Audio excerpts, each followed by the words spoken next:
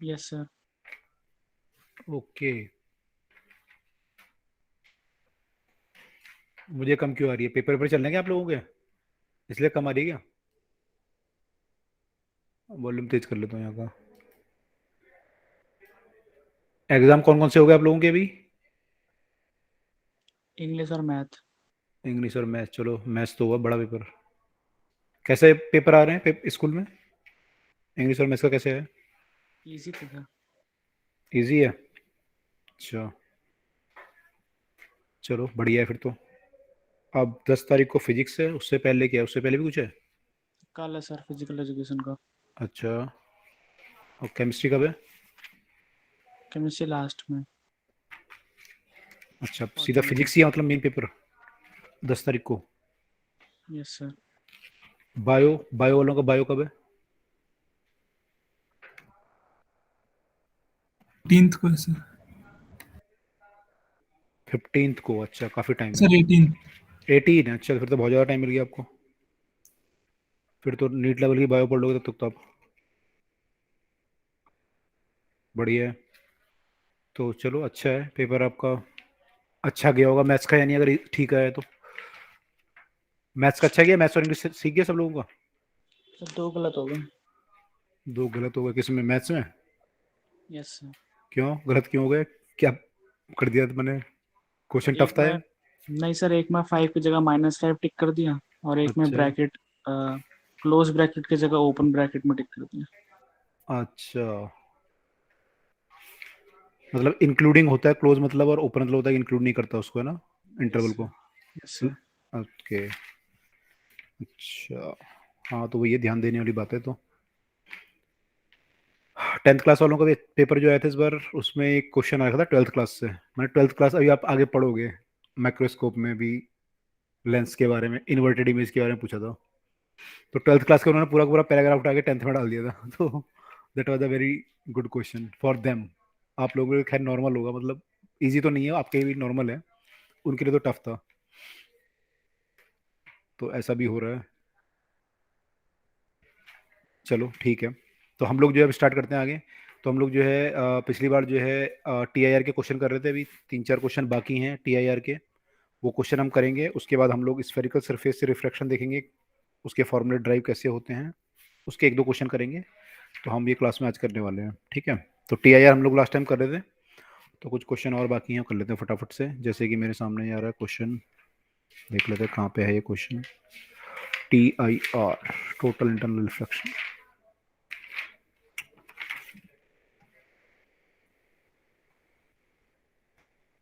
Okay,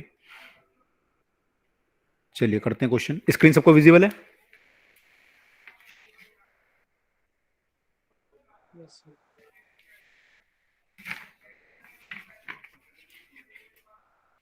screen visible है आप लोगों को?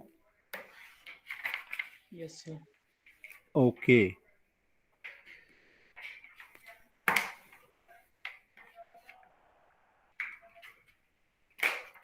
चलिए तो पहला क्वेश्चन है।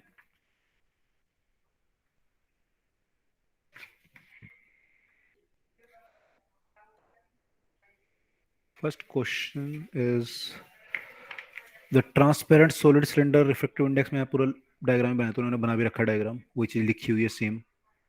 ये एक सॉलिड सिलेंडर है, इसका रिफ्रैक्टिव इंडेक्स दिया हुआ है 2/√3। It is surrounded by air, बाहर हमारा एयर है। A light ray incident at the mid point of the end rod is shown in the figure. एक जो इसका मिड पॉइंट है, यहाँ पे जो है इंसिडेंट रे है ये। इंसिडेंट एंगल इज थीटा, आपको पता ना incident angle theta, for which, लिख देता है थीटा, फॉर विच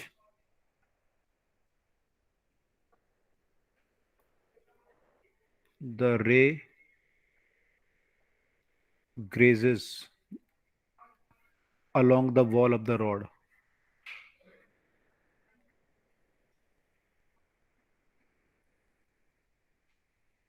तो आपको थीटा की वैल्यू बतानी है कि वो ग्रेस करे, मतलब उस पर रगड़ता हुआ जाए, या ऐसा कुछ मान लो। तो क्या वैल्यू होगी थीटा की? मैं ऑप्शन लिख रहा हूँ, ऐसे लिखे हैं इसमें ऑप्शन।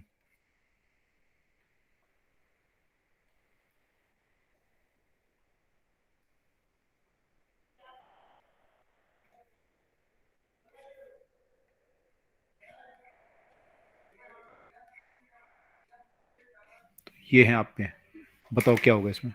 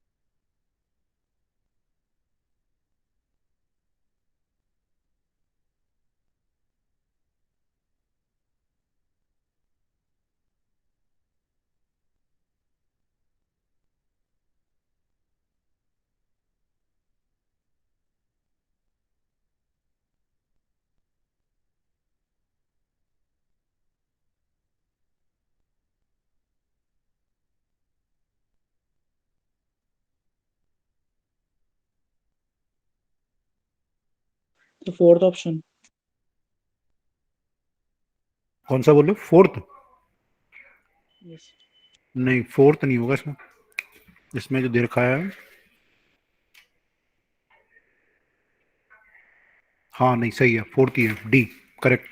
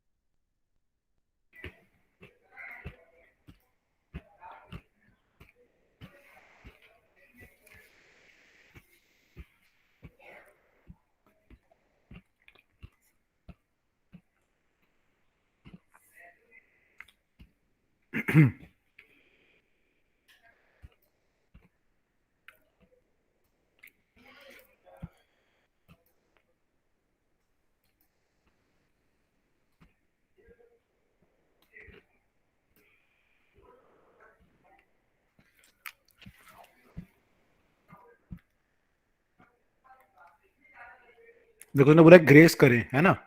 तो ग्रेस कब करेगी रे? जब रे यहाँ पे टकराएगी, जो उसका एंगल क्रिटिकल होगा। तो जो रे यहाँ पे टकरा रही है, ये जब क्रिटिकल एंगल पे टकराएगी तो ये ग्रेस करेगी। ठीक है। अब यहाँ पे क्या होगा, ये एंगल अगर सी है तो यहाँ पे आप देखोगे तो ये एंगल हमारा हो जाएगा 90 - C, और ये आर के बराबर भी है, तो ये हमारा आर हो गया और ये आई हो गया। आपको रिफ्लेक्टिव इंडेक्स पता है तो स्नेल्स लॉ लगा लो अब। तो we can write 1 × sin theta equal to mu, mu कितना दिया हुआ है 2/√3 इंटू साइन 90 - थीटा, तो ये कॉस सी हो जाएगा।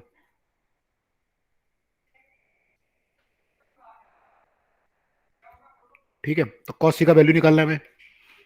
तो आपको पता है यहाँ पे जो वैल्यू होता है साइन सी का आपने निकाला था, क्रिटिकल एंगल होता है 1/म्यू, क्योंकि रे आपकी यहाँ से यहाँ जाएगी, यहाँ जाने की कोशिश करेगी, मतलब डेंसर से रेयरर, तो क्रिटिकल एंगल वहाँ पे 1/म्यू हो जाएगा। म्यू आपको दिया हुआ है यहाँ पे, म्यू आपको दिया हुआ है 2/√3, तो ये √3/2 हो जाएगा, सॉरी √3/2 हो जाएगा साइन सी की वैल्यू। तो अगर साइन सी ये है तो कॉस सी निकाल लो, 1 - sin² सी कर सकते हो, या फिर ट्राइंगल बना लो। ट्राइंगल अगर बनाओगे तो साइन होता है आपका परपेंडिकुलर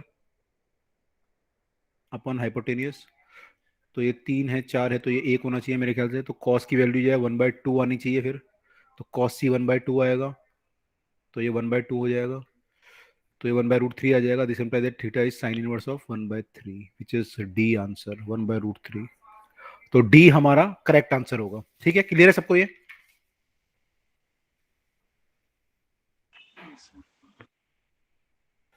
क्लियर है सबको?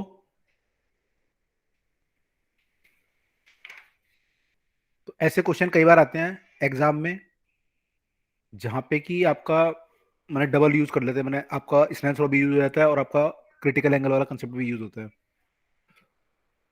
तो आई होप ये सबको क्लियर है। अगला क्वेश्चन देख लेते हैं हम।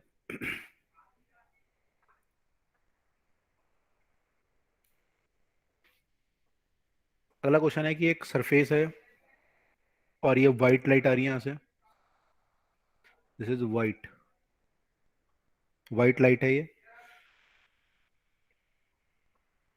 White light is incident on a reflecting surface of glass and air, ये ग्लास है ये एयर है।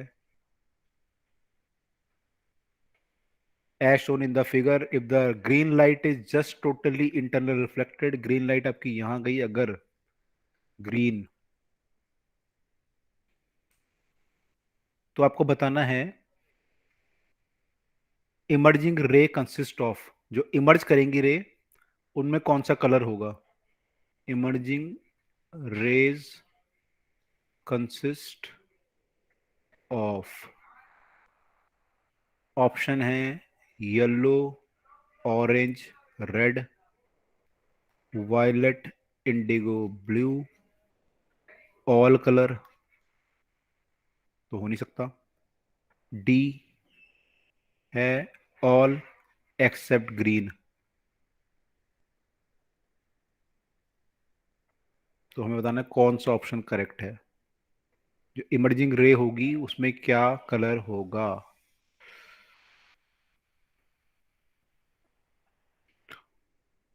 मैं आपको एक चीज और बता दूं कि जबकि म्यू होता है रिफ्लेक्टिव इंडेक्स। सर हाँ जी, सर क्लास कब स्टार्ट हुई है? अभी हुई है 6:10 6:05 पे।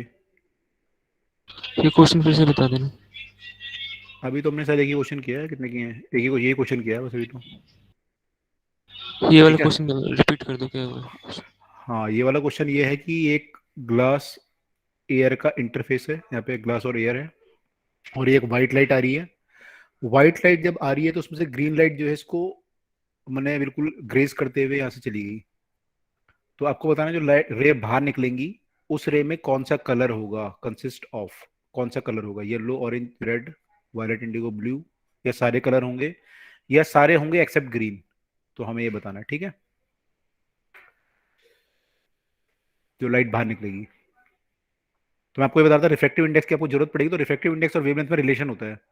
तो रिफ्रैक्टिव इंडेक्स जो होता है वो वेवलेंथ के इनवर्सली होता है, ऐसा एक रिलेशन आता है, कॉचीज फार्मूला बोलते हैं इसे, स्पेलिंग देख लेना क्या है, ऐसे कुछ है, कॉचीज लॉ या इक्वेशन। तो म्यू हमारा जो होता है इनवर्सली टू द लैम्डा होता है, लगभग ये बोल सकते हैं हम। तो काफी जगह आपको जरूरत पड़ेगी ये। तो म्यू हमारा ऐसा है, तो यहाँ पे देखो अब उस पर क्रिटिकल एंगल डिपेंड करेगा, आपको पता है कि म्यू पे क्रिटिकल एंगल डिपेंड करता है, इसलिए मैंने बना दिया ये, है ना। आप सोचो क्या आंसर होगा।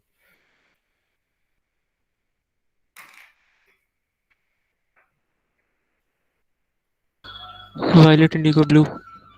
Violet indigo blue, okay check कर लेते हैं अभी। बाकी लोग भी देखो क्या आंसर आना चाहिए।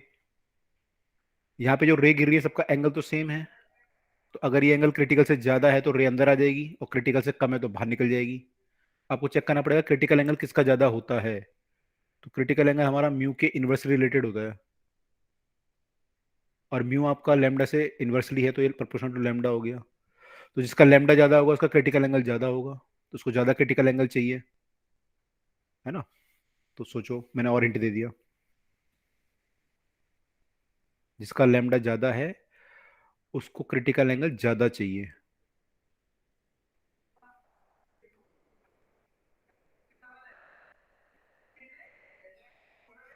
वेवलेंथ आपकी ऐसे वेरी करती है, और ये ग्रीन कलर है बीच में जो कि ग्रेस कर रहा है, इनकी वेवलेंथ ज्यादा है, तो इनको क्रिटिकल एंगल ज्यादा चाहिए। तो क्या होगा, ये बाहर निकलेंगी या वापस आएंगी।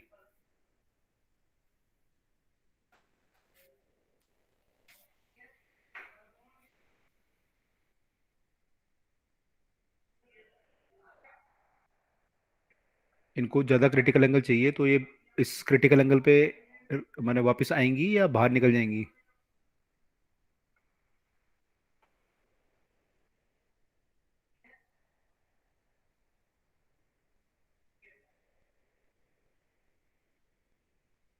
क्या बात है, आज कोई बोल नहीं रहा।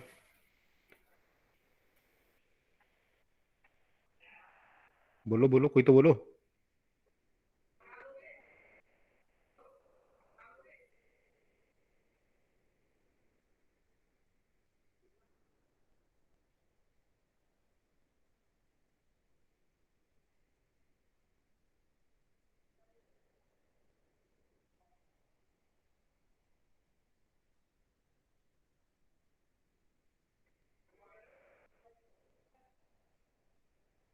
आप लोग सुन पा रहे हैं मुझे।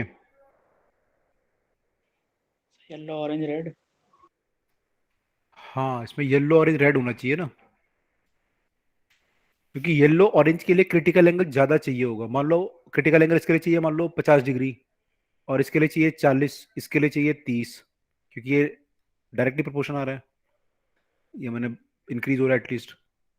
तो अगर आप इसको 40 डिग्री पे डालोगे, ये एंगल अगर 40 डिग्री हुआ, तो ग्रीन तो यहाँ चला जाएगा, और वायलेट इंडिगो ब्लू का तो ज्यादा है क्रिटिकल एंगल उससे, तो वायलेट इंडिगो ब्लू तो यहाँ आ जाएंगे, है ना। तो बाहर कौन निकलेगा, yellow orange red. Yes sir. Clear हुआ नहीं हुआ।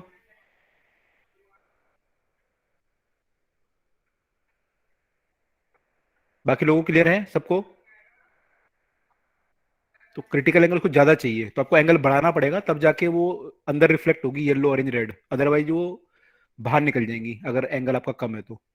वायलेट इंडिगो ब्लू तो पहले ही आ जाएगी अंदर, उसमें कोई इशू नहीं है। ठीक है जी, डन। क्या बात है, सब सुस्त सुस्त क्यों पड़े हुए। पेपर का डर लग रहा है क्या सबको।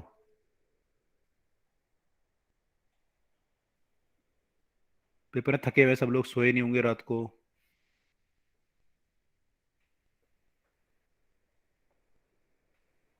ऐसा ही है क्या।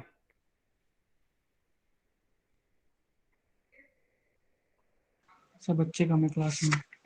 अरे कम है तो भाई कुछ तो है, एक आधा थोड़ी है। मैंने जब बाकी लोग बोलेंगे तभी बोलोगे। जो मैं तो बोल रहा हूँ। अच्छा।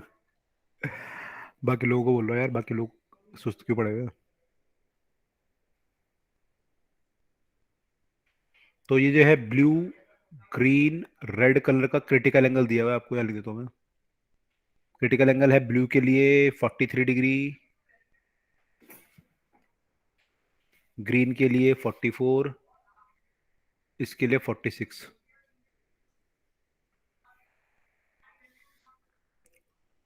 तो ऐसी टेबल है हमारे पास, ठीक है। अब ये कह रहा है कि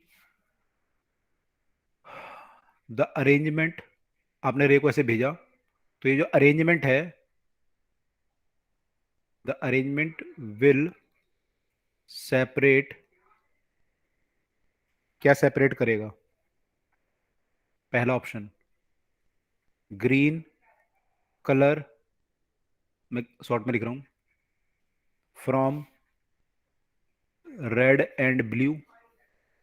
B option all three colour, तीनों को अलग अलग कर देगा बिल्कुल। C option red from blue and green. D option blue from red and green. तो क्या इसमें से होगा?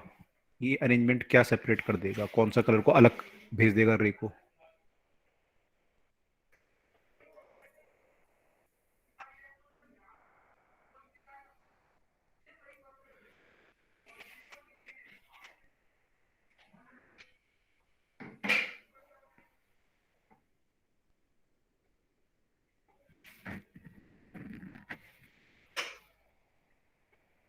Third option. थर्ड ऑप्शन देखते हैं। ये क्वेश्चन बहुत पहले आईआईटी में आया था, उसके बाद कई जगह आ चुका है। अब ऑप्शन चेक कर लेता हूँ मैं, क्या आंसर था इसका। वैसे तुम निकाल भी सकते हैं इजीली। इससे थर्ड ऑप्शन। थर्ड आ रहा है C, red colour from blue and green. Third आ रहा है, ओके देख लेते हैं एक बार चेक करके। ये ऐसे बनेगा सॉरी, 45 डिग्री बनेगा एंगल ऑफ इंसिडेंस। अब इसका क्रिटिकल एंगल जो है इसका ज़्यादा है, तो रेड वाला तो अंदर चला जाएगा, बाकी ये बाहर निकल जाएंगे, ब्लू वाले ग्रीन वाले। रेड वाला जो है इंटरनली रिफ्लेक्ट हो जाएगा ऐसे कुछ, तो रेड वाला अलग हो जाएगा और ब्लू ग्रीन वाले एक तरफ निकल जाएंगे, है ना। तो रेड वाला हो सकता है फिर दोबारा टकराए कुछ और कर ले, लेकिन क्या करेगा ये, हाँ यहाँ से ही बाहर निकलेगा क्योंकि एंगल तो इतना ही बनेगा इसका, तो ये बाहर निकल जाएगा यहाँ से। तो रेड वाला अलग आ जाएगा और ब्लू ग्रीन अलग हो जाएंगे, यानी कि red from blue green is the right option. Red colour को अलग कर देगा ये अरेंजमेंट। क्लियर हुआ सबको ये? सर रेड वाला बाहर आएगा या ब्लू ग्रीन वाले बाहर आएंगे? रेड वाला यहाँ से आएगा ना, मतलब इंटरनल इफेक्ट आएगा ना यहाँ से। तो सर ब्लू ग्रीन की क्रिटिकल एंगल तो 45 से कम है, तो उनको नहीं आना चाहिए रिफ्लेक्ट होके अंदर। ब्लू ग्रीन का क्रिटिकल एंगल कम है, आप डाल लो 45। हाँ करेक्ट, रुको रुको, फिर तब भी रेडी आएगा वैसे, लेकिन ऐसे नहीं आएगा, सर डायरेक्शन उल्टी होंगी। डायरेक्शन उल्टी हो जाएगी, बिल्कुल सही है। ये बात सही बोली तुमने कि यहाँ पे क्रिटिकल एंगल जो है 45 पे आपने डाला, रेड का क्रिटिकल एंगल 46 है, तो ये तो अभी कम एंगल पे है, तो ये बाहर निकल जाएगा इधर को। इनका क्रिटिकल एंगल से ज्यादा एंगल पे आप डाल रहे हो, तो ये वापस आ जाएंगे रिफ्लेक्ट होके, तो यहाँ से बाहर निकल जाएंगे कहीं से, है ना, बैंड बैंड होके जो भी होगा। तो ब्लू और ग्रीन कलर इधर आ जाएंगे, रेड वाला इधर आ जाएगा, तब भी रेड वाला अलग होगा, लेकिन ऐसे होगा। हाँ सही है, तो it separate red colour from blue and green. ठीक है, क्लियर हुआ ये?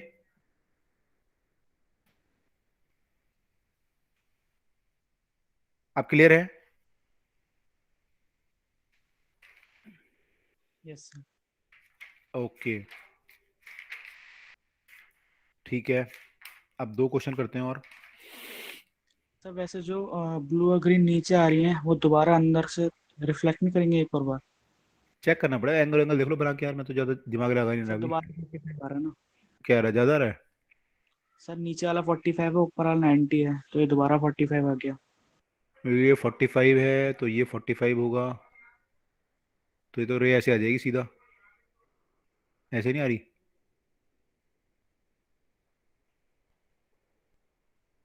ब्लू वाली तो बाहर निकल जाएगी, नहीं तो यस सर। ग्रीन वाली में भी यही होगा। ठीक है, बाकी चेक कर सकते हो एंगल वेंगल देख के, अगर आपको मान लो 45 ना दिया कुछ और दिया हो, तो फिर ज्योमेट्री बना के चेक करना पड़ेगा कि यहाँ पे एंगल ऑफ इंसिडेंस कितना आ रहा है।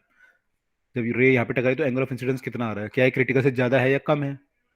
अगर ये क्रिटिकल से ज्यादा है तो इंटरनल रिफ्लेक्शन हो जाएगा, कम है तो बाहर निकल जाएगी, चेक करना पड़ेगा वो। ठीक है, तो कर सकते हैं, ये भी ऐसा भी हो सकता है क्वेश्चन में। ओके, और कोई डाउट किसी को? बाकी क्लियर सबको यहाँ तक?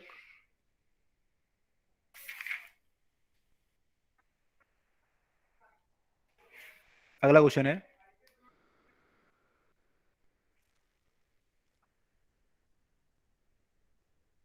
कि आपकी एक लाइट रे है और ये ट्रेवलिंग कर रही है ग्लास में, ग्लास टू एयर मूव कर रही है।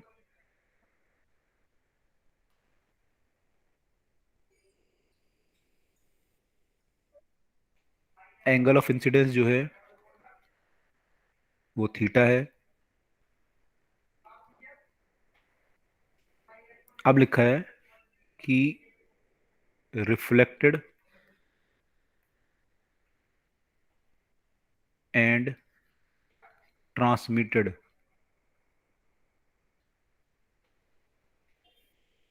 Intensity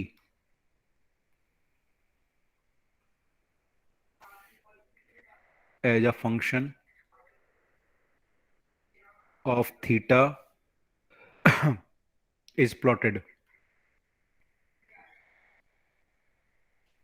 Correct sketch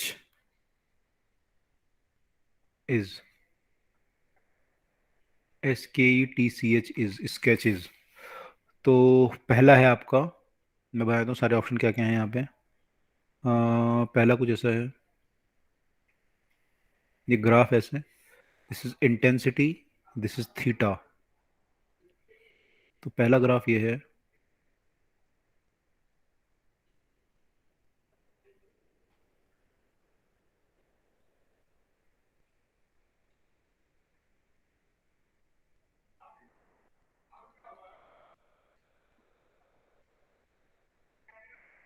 this is transmitted, this is reflected. P graph है, दिस इज 100%। बी ग्राफ में this is 100%। Graph is something like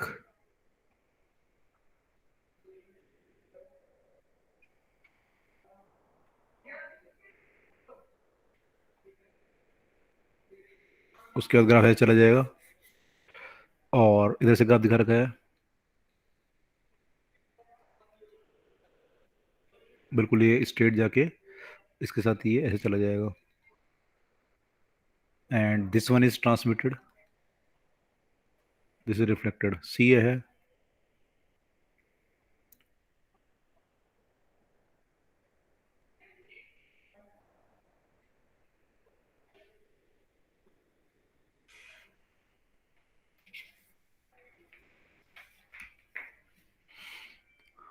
हाँ, सी में कुछ ऐसा बना हुआ है।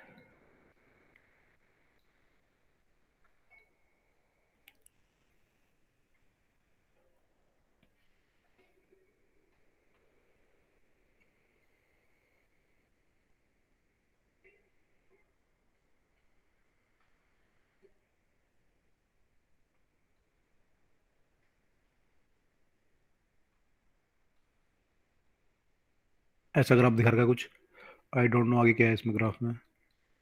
100% दिस इज ट्रांसमिटेड, रिफ्लेक्टेड। शायद ऐसा ग्राफ होना बनाना चाह रहे हैं ये। और डी ऑप्शन में बनाना था इन्होंने ऐसा graph.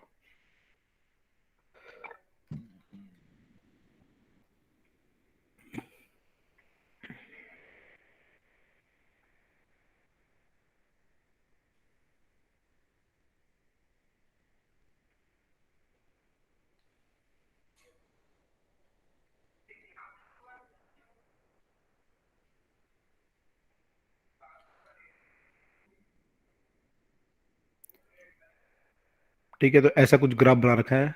And this is theta, this is 90, यहाँ पे लिख रहे थीटा, यहाँ पे लिख रहे 90, थीटा 90, थीटा, ऐसा कुछ ग्राफ बना रहे हैं। तो कौन सा ग्राफ सही है? जब आपका टी आई आर होगा उससे पहले और उसके बाद। तो आपको आइडेंटिफाई करना कौन सा ग्राफ सही है।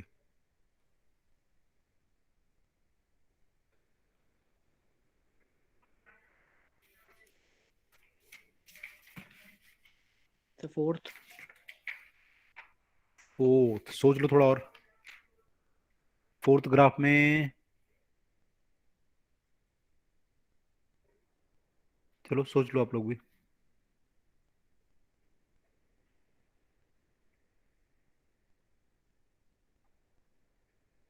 फोर्थ ग्राफ में ट्रांसमिशन और रिफ्लेक्शन।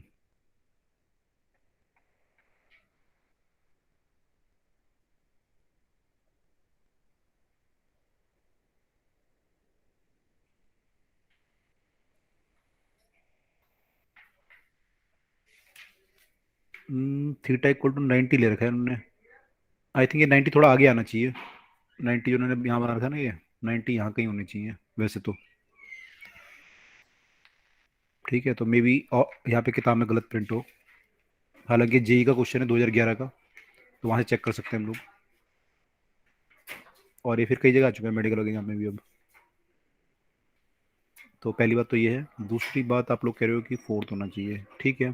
तो आपको पता है क्रिटिकल एंगल से पहले जब आपकी रे होती है तो सारी ज्यादातर आपकी रे अगर मान लो 0 डिग्री का एंगल है, तो 0 डिग्री में क्या होगा, ज्यादा आपका रे ट्रांसमिट हो जाएगी सारी की सारी 100% लगभग आप बोल सकते हो 0 डिग्री पे। और जैसे जैसे आप एंगल बढ़ाते जाओगे तो आपका कुछ पोर्शन रिफ्लेक्ट होगा, कुछ रिफ्लेक्ट होगा, और एक पोर्शन के बाद 100% रिफ्लेक्शन होना शुरू हो जाएगा क्रिटिकल एंगल के बाद, है ना। इसके पहले क्रिटिकल एंगल आएगा कंडीशन ऐसे वाली, और क्रिटिकल एंगल के बाद पूरा वापस आना शुरू हो जाएगा। तो उस हिसाब से आपको सोचना है कि कौन सा ऑप्शन इज करेक्ट ऑप्शन। अब बताओ क्या आंसर होना चाहिए।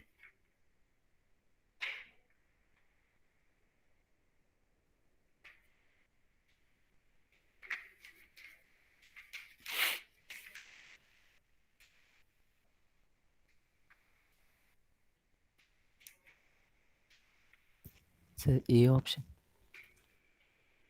ए ऑप्शन में देखो ग्रेजुअली ये घट रहा है, ट्रांसमिटेड ग्रेजुअली घट रहा है और रिफ्लेक्टेड ग्रेजुअली बढ़ रहा है। लेकिन होता क्या है, जैसे क्रिटिकल एंगल आता है ना, तो यहाँ पे एकदम से फर्क पड़ता है। जैसे यहाँ पे मान लो आपका जो केस है ये वाला और ये वाला केस है, तो एकदम से जो आपकी सारी की सारी रे इंटरनली रिफ्लेक्ट होना शुरू हो जाती है। यानी एकदम से जो रिफ्लेक्टेड वाला पोर्शन है इसकी वैल्यू एकदम से बढ़ेगी। यहाँ तक तो धीरे धीरे फर्क पड़ेगा। मान लो आपने एंगल पहले 10 डिग्री किया, फिर 12 डिग्री किया, तो धीरे धीरे फर्क पड़ेगा। लेकिन जैसे ही आप क्रिटिकल से आगे बढ़ोगे एकदम से रिफ्लेक्टेड रे 100% हो जाएंगी। तो सडन फर्क पड़ेगा एकदम से ग्राफ में। तो सडन फर्क कहाँ पे पड़ रहा है ग्राफ में?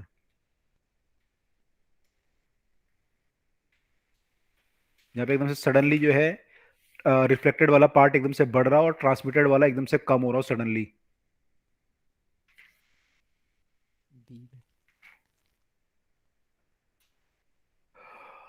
तो we have to think of this.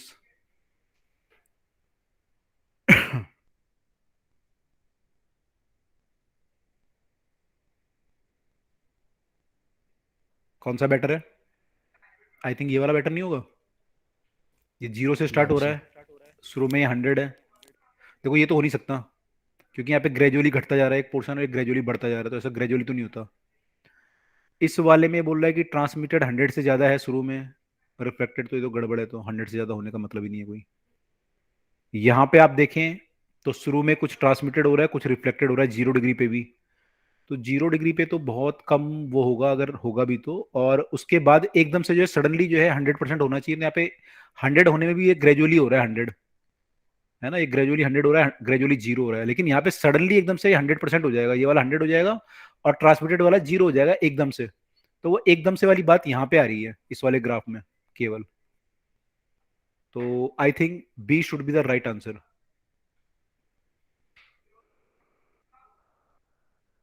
क्या ये क्लियर है बात सबको? सर ये क्रिटिकल एंगल के बाद एकदम 100% हो जाएगा। हाँ, क्रिटिकल के हम बोलते हैं ना, टोटल इंटरनल रिफ्लेक्शन होना शुरू होता है, मतलब 100% रिफ्लेक्शन होना शुरू हो जाता है। तो सारी की सारी रे इंटरनली रिफ्लेक्ट हो जाएंगी क्रिटिकल के बाद, है ना। क्रिटिकल से पहले तो कुछ और होगा। मान लो क्रिटिकल आपने ऐसे रखा, तो हो सकता है ये 99% लगे, तो लगभग 100% ही बाहर जा रहा होगा, 99.9% बाहर जा रहा होगा, 0.1% अंदर आ रहा होगा। फिर आपने थोड़ा सा एंगल बनाया तो थोड़ा सा ये पोर्शन घट के कम हो गया, मान लो ये 95 हो गया, ये 5 हो गया, आपने और एंगल बढ़ाया, हो सकता है ये आपका 7% हुआ या आपका 93 हो गया। लेकिन जैसे ही आप क्रिटिकल पे आओगे तो एकदम से ये 100 हो जाएगा और ये 0 हो जाएगा बाहर वाला।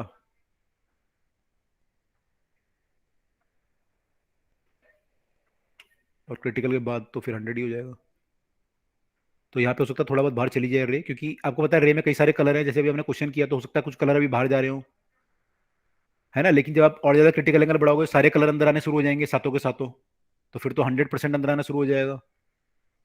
तो इसलिए थोड़ा सा उसको टाइम लगेगा, लेकिन बहुत ही जल्दी सारे के सारे कलर जो है रिफ्लेक्टेड होना शुरू हो जाएंगे, 100% रिफ्लेक्शन शो हो जाएगा। तो ये ग्राफ आपका एकदम से 100 पहुंच जाएगा सीधा।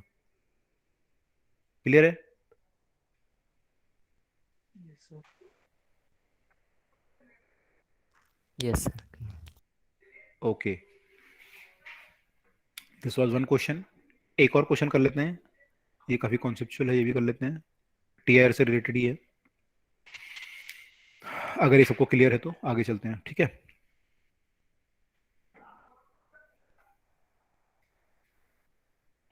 क्वेश्चन है आपके पास, light ray travel from a medium of reflective index mu to air, mu से एयर में जा रही है रे, एंगल ऑफ इंसिडेंस आई है आपका, एंगल ऑफ डेविएशन डेल्टा है, ये आपको पता ही है सब, डेल्टा डेविएशन होता है। डेविएशन समझते हैं ना आप लोग, हमने डिस्कस किया था। डेविएशन एंगल है, अगर यहाँ पे डेविएशन की बात करूँ वैसे में, तो डेविएशन क्या होगा यहाँ पे, अगर मान लो रे आ रही है और ये एंगल ऑफ आई इंसिडेंस है और ये एंगल ऑफ से रिफ्रैक्शन है, तो रिफ्रैक्शन में क्या करेगी, अवे फ्रॉम द नॉर्मल चली जाएगी, ऐसे चली जाएगी, क्योंकि डेंसर से रेयर जा रही है। तो दिस वाज आई, तो रे यहां जा रही थी, तो this angle must be I and this angle must be R, and deviation क्या हो जाएगा फिर हमारा, ये डेल्टा होगा, पहले रे यहां जा रही थी अब यहां जाने लगी, तो delta will be how much, r minus i लिख सकते हैं। यहाँ पे जो डेविएशन होगा रे का वो आर माइनस आई होगा, लिख सकते हैं ये। Yes sir. ओके, तो ऐसे होगा, मैंने यहाँ पे रे थोड़ा सा टेढ़ी कर दिया, मैं थोड़ा सा और सही बना दूँ डायग्राम को। आई वाली जो रे है बिल्कुल स्ट्रेट निकाल लेते हैं बाहर, आई वाली रे को बिल्कुल स्ट्रेट बाहर निकाल लेते हैं। तो आई वाली रे को स्ट्रेट बाहर अगर आप निकालेंगे तो ऐसे कुछ निकलेगी वो, this angle is i, this is r and this is delta, ठीक है।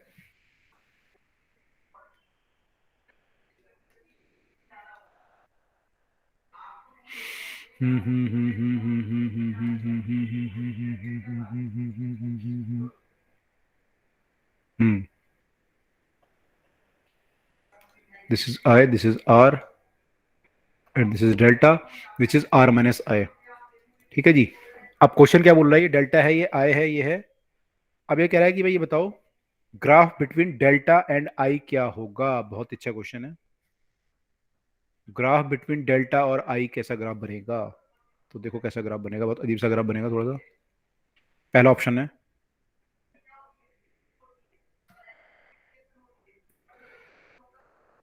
ऐसे, this is delta, this is i, this is pi by 2, this is I actually, ऐसा ग्राफ बनेगा। बी ऑप्शन, ऐसा ग्राफ बनेगा, ऐसा कुछ दिखा रखा है यहाँ पे, बाकी यहाँ मिटा देता हूँ, एंगल डेविएशन आपको बता दिया। सी ऑप्शन है,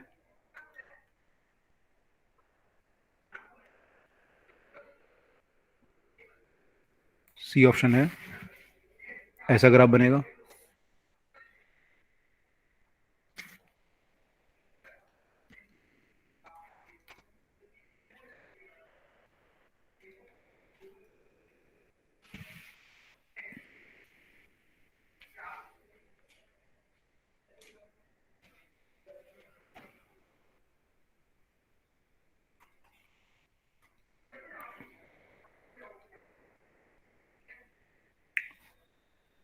एक मिनट रुकिए, आई थिंक ये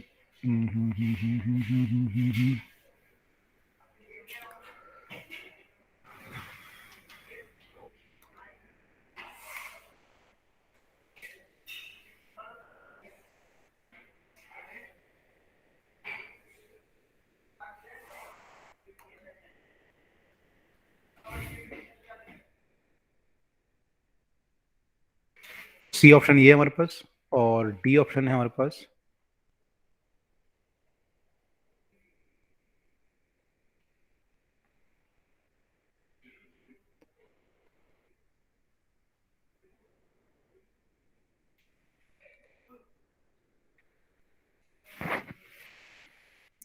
डी ऑप्शन कहाँ गया इसमें? डी ऑप्शन,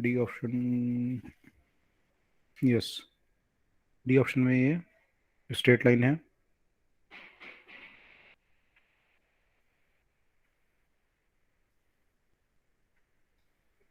और ये ग्राफ जो है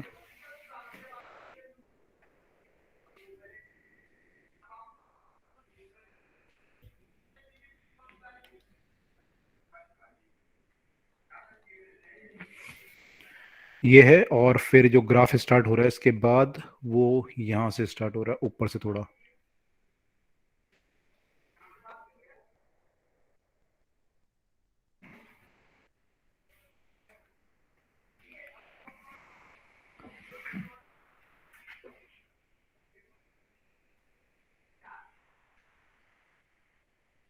एक मिनट रुकिए।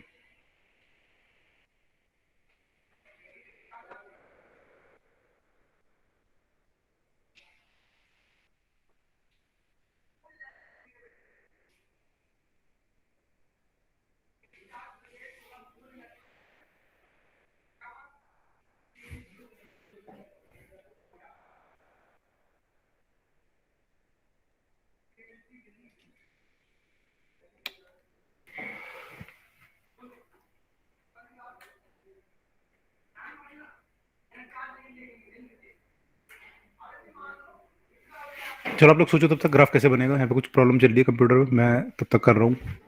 आप लोग देखो कैसे ग्राफ बनना चाहिए आपके अकॉर्डिंग।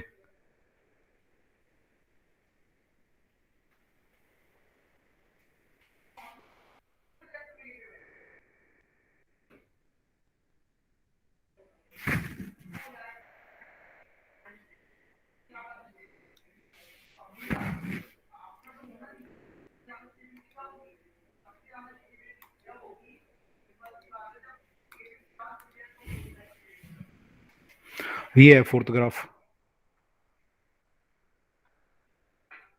तो ये ग्राफ जो खत्म हो रहे हैं अलग जगह पे खत्म हो रहे हैं, स्टार्ट अलग जगह पे हो रहे हैं। अगर आप देखेंगे ग्राफ ए जो है यहाँ पे खत्म हो रहा है, फिर यहाँ से स्टार्ट हो रहा है। ऐसे ही काम डी में भी है। तो you have to think of this कि ये ग्राफ कैसा बनेगा।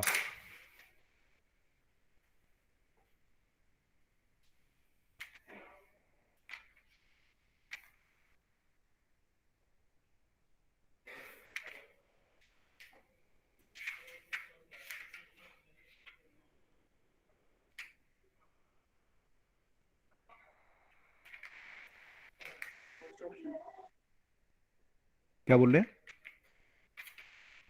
First option. फर्स्ट ऑप्शन हो सकता है, हाँ। फर्स्ट ऑप्शन में भी करेक्ट। बाकी लोग भी सोचो।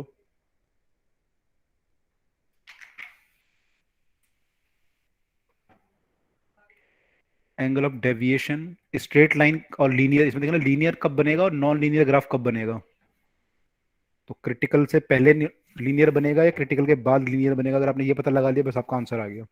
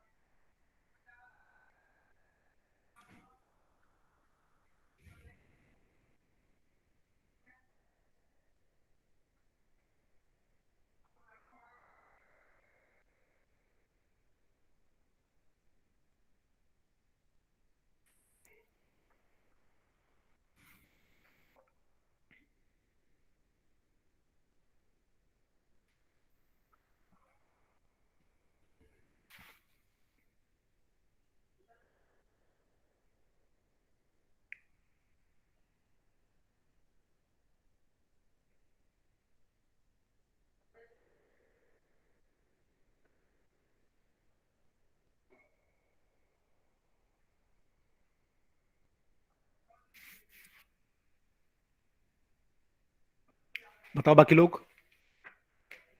अभी मैंने डेल्टा आपको बताया था, डेल्टा हमारा जो होता है क्या आ रहा था वहाँ पे,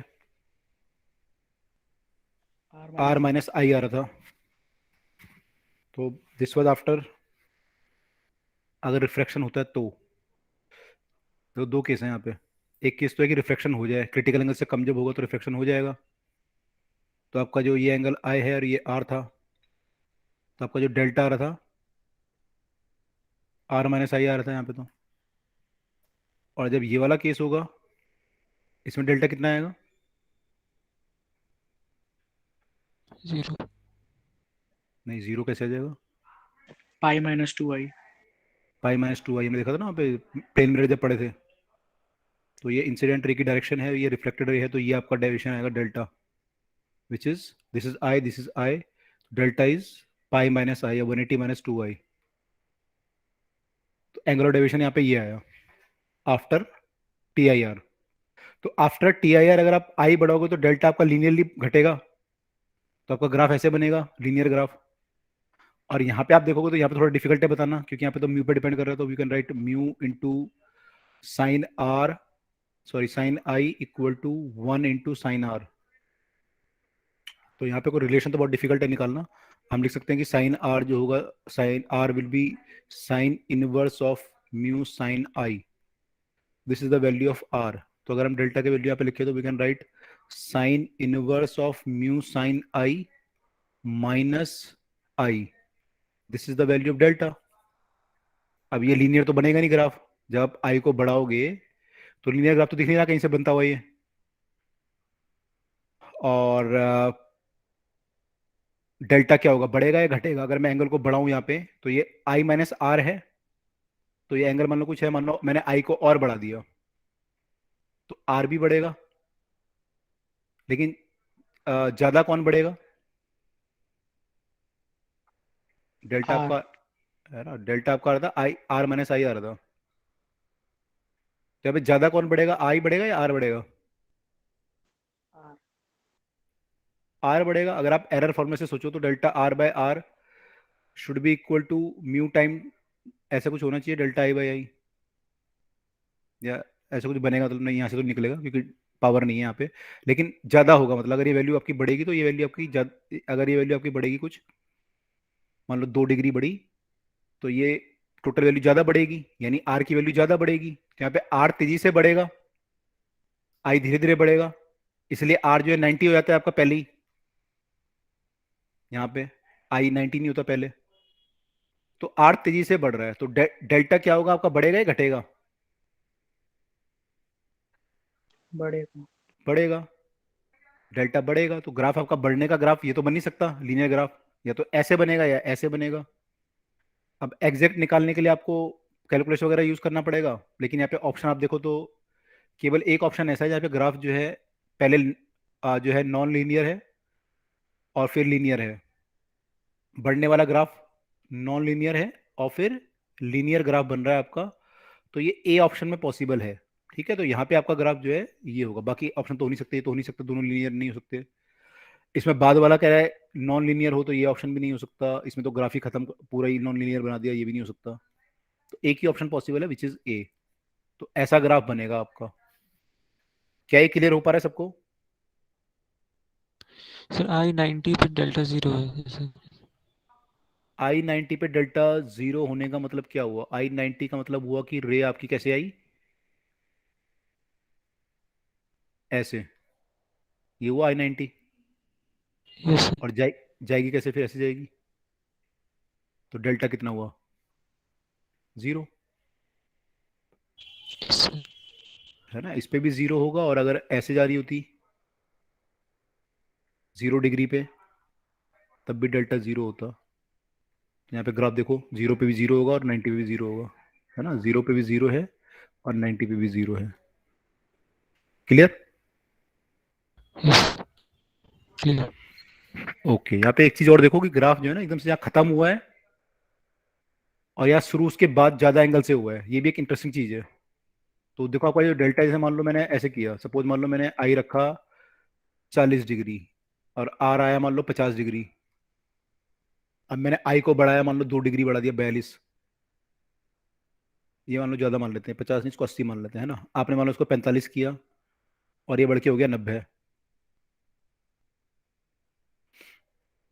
ठीक है, अब आपने इसको कर दिया मान लो 46। तो अब क्या होगा, अब तो रिफ्लेक्शन के लॉ फॉलो होंगे, तो अभी ऐसे आ जाएगा 46 पे। अब देखो मैं यहाँ पे अगर डेल्टा निकालता यहाँ पे, तो यहाँ पे डेल्टा की वैल्यू कितनी आती, 80 - 40 आती मेरे ख्याल से, 40 डिग्री। यहाँ पे निकालो तो कितनी आएगी वैल्यू, 45 आ जाएगी। लेकिन अगर मैं यहाँ पे निकालूँ तो वैल्यू कितनी आएगी, 180 88। कितनी आ रही है, 88 आ रही है।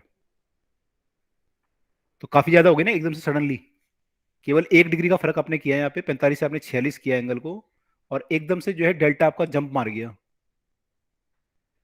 तो इसीलिए ये ग्राफ जो है आपका एकदम से जंप मार गया, यहाँ पे देखा आपने, ये ग्राफ यहाँ से और यहाँ जंप मार गया, बिकॉज यहाँ पे लॉ चेंज हो गया आपका। यहाँ तक रिफ्लेक्शन के लॉ फॉलो हो रहे थे और एकदम से रिफ्लेक्शन के लॉ फॉलो होने लगे, तो एकदम से आपका डेल्टा के जो है डेफिनेशन चेंज हो गई। आपका जो डेल्टा था वहाँ पे ये था, और यहाँ पे डेल्टा की डेफिनेशन ये हो गई। तो एकदम से ग्राफ जंप मारा ऊपर की तरफ को। क्लियर हुई बात ये?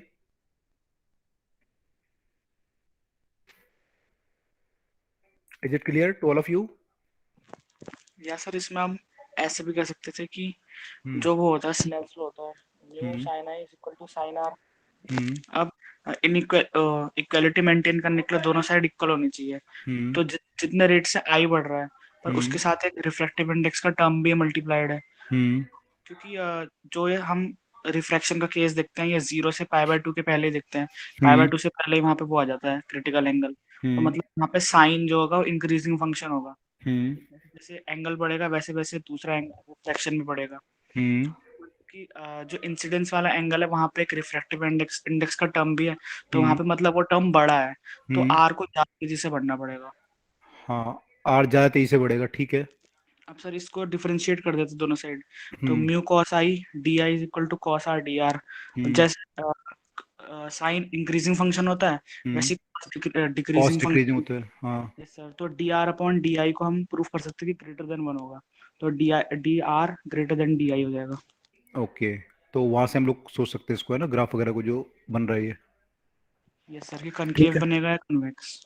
कॉनकेव कॉन्वेक्स कर सकते हैं, लेकिन जंप को नहीं बता सकते वहां से। जो जंप हुआ है उसके लिए तो हमें ये सोचना पड़ेगा ना, जो जंप हुआ है एकदम से। Yes sir. अपवर्ड पैराबोला और डाउनवर्ड पैराबोला ये सोच सकते हैं हम लोग कि ये अपवर्ड बनेगा या डाउनवर्ड बनेगा। पैराबोला तो नहीं, जो भी शेप बनेगी, अपवर्ड बनेगा कॉन्वेक्स या डाउनवर्ड कॉन्वेक्स बनेगा। यस सर, स्लोप देख लेंगे, स्लोप बढ़ रहा है घट रहा है। बिल्कुल, तो वो कर सकते हैं, ठीक है। तो ये अच्छा क्वेश्चन था, और इसमें काफी पॉइंट इंटरेस्टिंग है, जैसे एकदम से जंप क्यों आ गया, लीनियर ग्राफ क्यों बना, या फिर नॉन लीनियर क्यों बना। तो various factor are there. Clear हुआ सबको ये? Yes sir. Clear? Yes sir. पता नहीं मुझे आवाज नहीं आई। चलो ऐसे करते हैं, आज ना इतना ही पढ़ते हैं, क्योंकि आप लोग शायद अभी तैयारी वैयारी कर रहे हो पेपर की, मुझे लग रहा है। तो यहाँ पे टी आई आर खत्म हो गया है, और अब स्फेरिकल रिफ्लेक्टिंग सरफेस की बात होनी है। उसके कुछ डेरिवेशंस हैं और कुछ क्वेश्चंस हैं।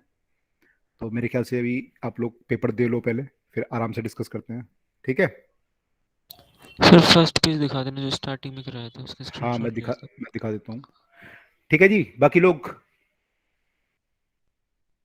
किसी को कोई डाउट वाउट है, डाउट वगैरह है तो भेज देना टेलीग्राम पे, अगर किसी को पेपर से रिलेटेड डाउट होगा, समथिंग कुछ भी। तो क्लास को यहीं पे सर स्टॉप करते हैं। नेक्स्ट यही था पहला पेज, तो दूसरा ये वाला। ये तो हो गया। तो पहला ये था, हो गया सर। डन। चलो ठीक है, तो अभी पहले पढ़ाई वढ़ाई कर लो आप लोग, फिर मिलते हैं आराम से, ठीक है। Yes sir. ओके चलो,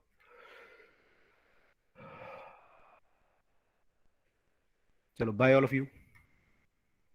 good night sir. Good night.